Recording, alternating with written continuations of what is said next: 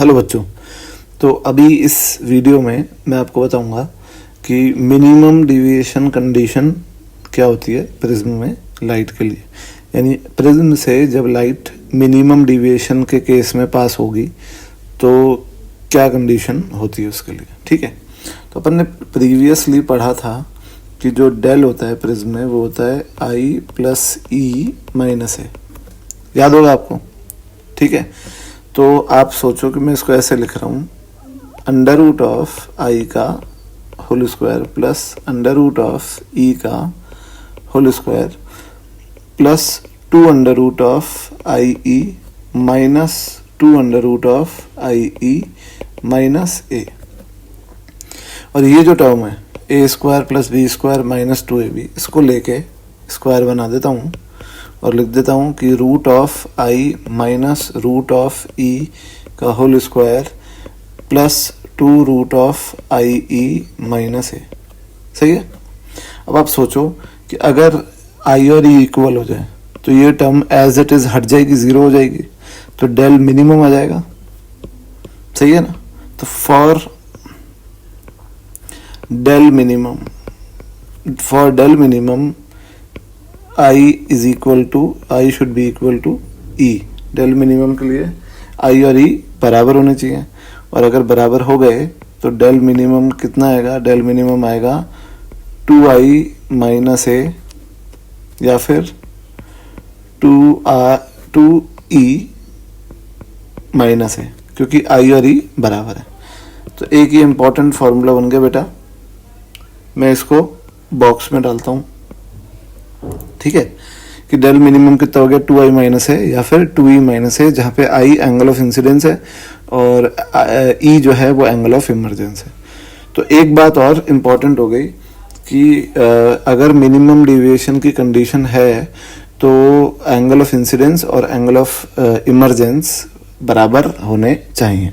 एक तो ये बात है। ठीक है, अब मैं बोलता हूँ कि स्नेल्स लॉ हम जानते हैं कि स्नेल्स लॉ क्या होता है।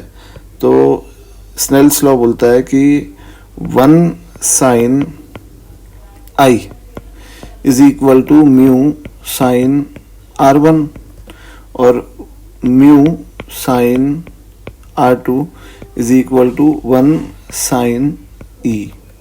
ठीक है, if I is equal to E then R1 will also be equal to R2। और याद करो आप कि R1 प्लस R2 किसके बराबर होते थे? A। तो अपने मान लिया कि R1 R2 बराबर है और किसके बराबर है? R। तो बताओ कि कितना हो गया?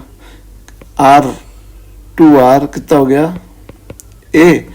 और R कितना हो गया? A/2। R कितना हो गया? A/2। तो ये एक बड़ी इंपॉर्टेंट बात है कि अगर मिनिमम डिविएशन कंडीशन में लाइट पास होती है प्रिज्म से तो दोनों R1 R2 A/2 के बराबर होते हैं और एंगल ऑफ इंसिडेंस और एंगल ऑफ इमरजेंस इक्वल होता है। क्लियर है।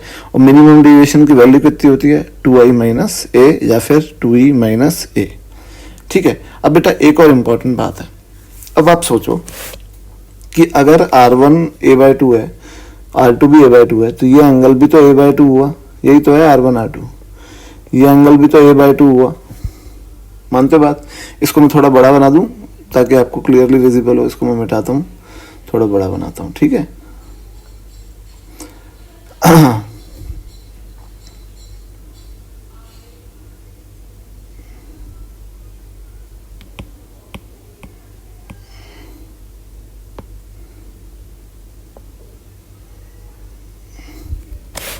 ठीक है, ये मैंने बनाया, ये लाइट रे आ रही है।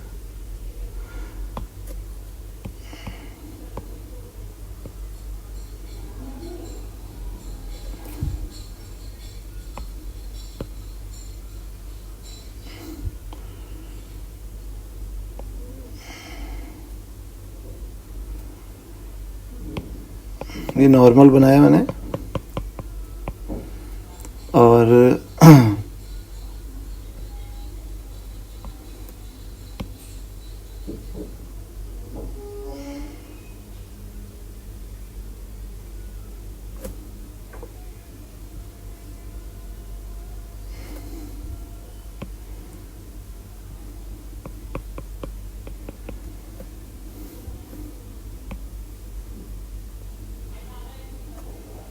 ये जो है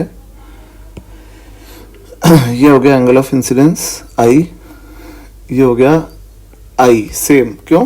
क्योंकि आई और ई बराबर होते हैं।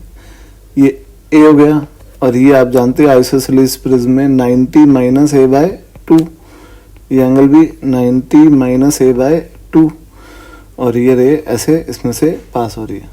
अब अगर आर भी बराबर है R1 R2, तो R1 जो है वो a बाय 2 और R2 भी a बाय 2, दिख रहा है आपको? ठीक है, तो ये एंगल कितना हुआ? ये एंगल हो गया 90 माइनस ए बाय 2, और ये एंगल कितना हो गया? 90 माइनस ए बाय 2। तो इससे आप क्या समझे कि ये और ये बराबर है, ये एंगल और ये एंगल बराबर है।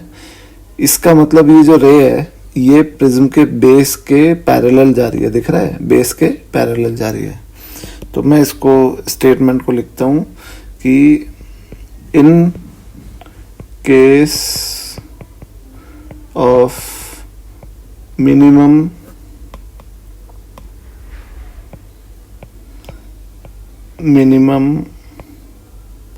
deviation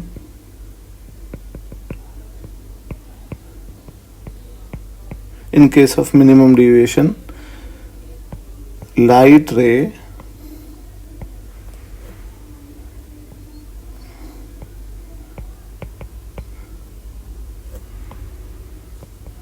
ray passes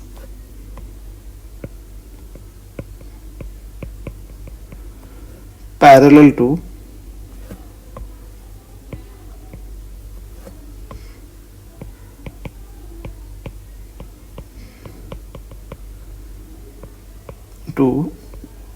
the base of prism.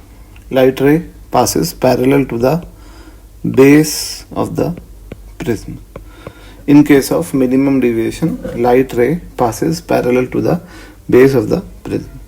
तो ये बेटा एक इम्पॉर्टेंट बात थी। मिनिमम डिविएशन में 3 बातें इंपॉर्टेंट है, नोट कर लो कि मिनिमम डिविएशन में एंगल ऑफ इंसिडेंस और एंगल ऑफ इमर्जेंस बराबर होता है, रे प्रिज्म के बेस के पैरेलल पास होती है, और जो मिनिमम डिविएशन की वैल्यू होती है वो होती है 2i माइनस ए या फिर 2e माइनस ए, क्योंकि आई और ई बराबर होता है।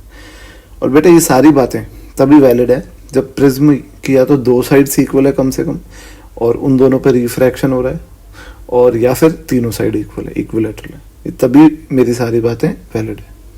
तो मिलते हैं अगले लेक्चर में, अगले वीडियो में। Thank you.